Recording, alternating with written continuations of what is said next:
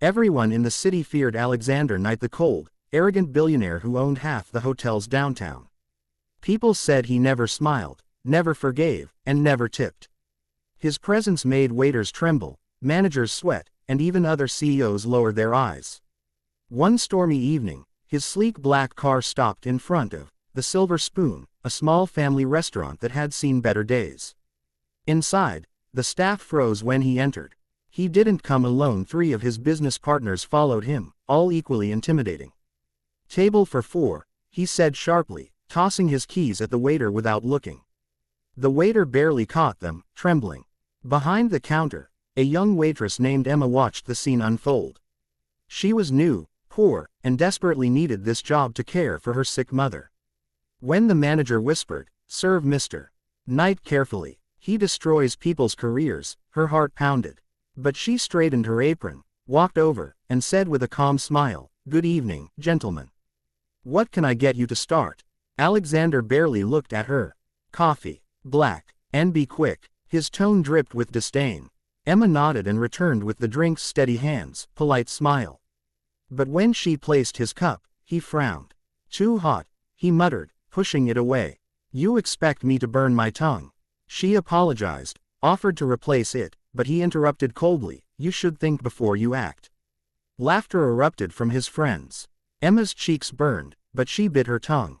Later, when she brought the food, Alexander smirked, "Be careful this time.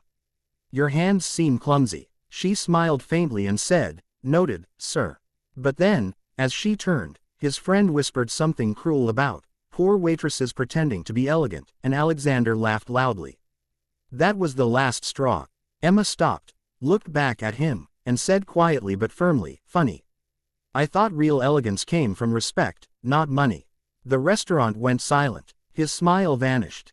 Alexander stared at her in disbelief. No one had ever spoken to him that way in public.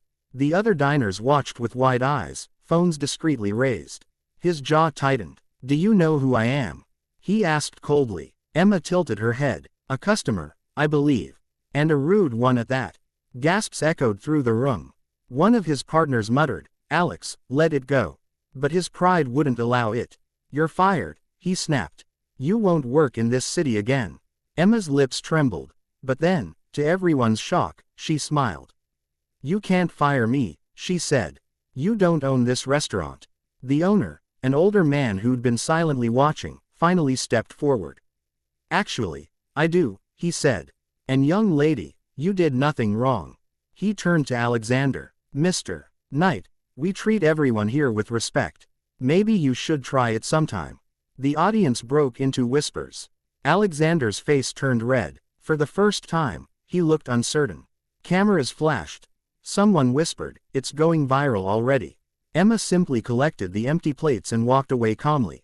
A few minutes later, Alexander stood up to leave, but his card machine refused to process payment. The owner checked and said, "I think your card's been blocked, sir." His friends exchanged awkward looks. Alexander clenched his fists, humiliated. Emma, still professional, stepped forward with a soft voice. "It's okay, sir. Dinner's on the house. Call it an act of kindness. You might need it someday." Her words were gentle, but the message was sharp as a knife. The billionaire really looked at her, and for the first time in years, he seemed speechless. He left without another word, head slightly lowered. Days later, the Silver Spoon incident exploded online.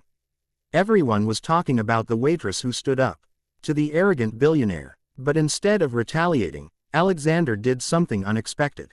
He returned to the restaurant alone, in casual clothes.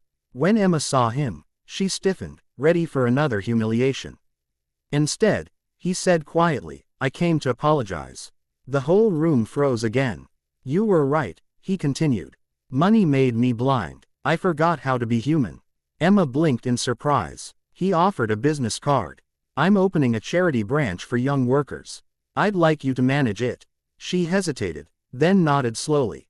From that day, Alexander's reputation began to change. People said the waitress humbled the billionaire, but Alexander said differently. "She reminded me I still have a heart." And Emma smiled, knowing she hadn't just served him coffee, she'd served him humility.